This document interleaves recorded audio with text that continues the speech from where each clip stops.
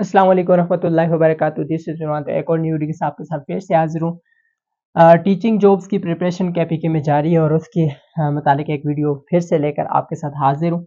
कुछ important MCQs हैं जिनको मैं आपके साथ डिस्कस करूंगा विद कंसेप्ट। आप लोगों ने इसको देखना, फिर उसके बाद आप लोगों ने कमेंट में मुझे बताना है कि नेक्स्ट सीरीज आपके लिए एमसीक्यूज की 11-12 तरीकों तकरीबन टेस्ट है आपके लिए लाई जाए कि नहीं लाई जाए, आपने कमेंट सेक्शन में जरूर बताना है। चलिए पहले एमसीक्यूज है 2.567 इज डेसिमल नंबर। अब ये कौन सा डेसिमल नंबर है, पहले आपको मैं डेसिमल नंबर्स का कंसेप्ट दे दूं। देखें यहाँ पर 6.5, अब ये आपके पास जो पॉइंट है इसको हम डेसिमल पॉइंट बोलते हैं। क्या बोलते हैं? Decimal point. ये तो बहुत सारे लोगों को पता भी होगा, ठीक है।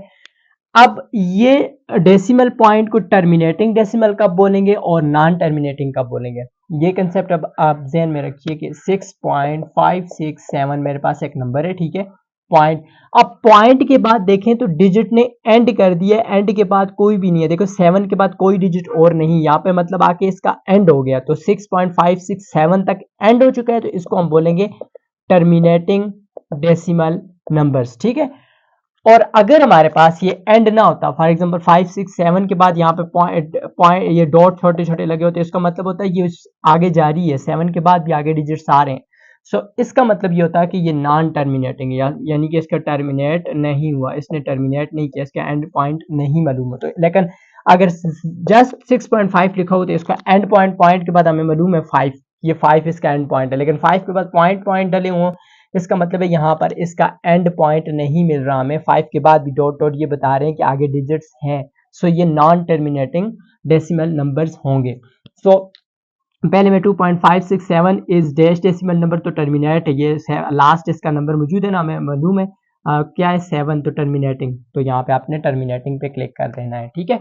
उसके बाद सेकंड देखिए 2.567, तो उसके बाद पॉइंट पॉइंट डले हुए इज डैश, तो नॉन टर्मिनेटिंग है, ठीक है। उसके बाद देखें तो आप नंबर्स के ऊपर अगर देखें जिन नंबर्स के ऊपर बार पड़ा हो, देखें 5 7 के ऊपर बार पड़ा होती है, इस बार का मतलब है कि ये 5 7 बार बार रिपीट हो रहे हैं, रिपीट भी हो रहे हैं, और ये इसका ये जो है नॉन टर्मिनेटिंग भी होंगे क्योंकि इनका एंड हमें मालूम नहीं हो। फॉर एग्जांपल आपके पास है 5.666 और ऊपर बार पड़ा हुआ, तो इस बार का मतलब है कि ये 6 आगे रिपीट होते जा रहे हैं, आगे भले ही आपके पास पॉइंट पॉइंट ना पड़े हुए, तो इसका मतलब ये कि आगे ये जो है रिपीट हो रहे हैं, और रिपीट भी क्या हो रहे हैं, 6 ही रिपीट हो रहे हैं, बार हमें ये बताता है।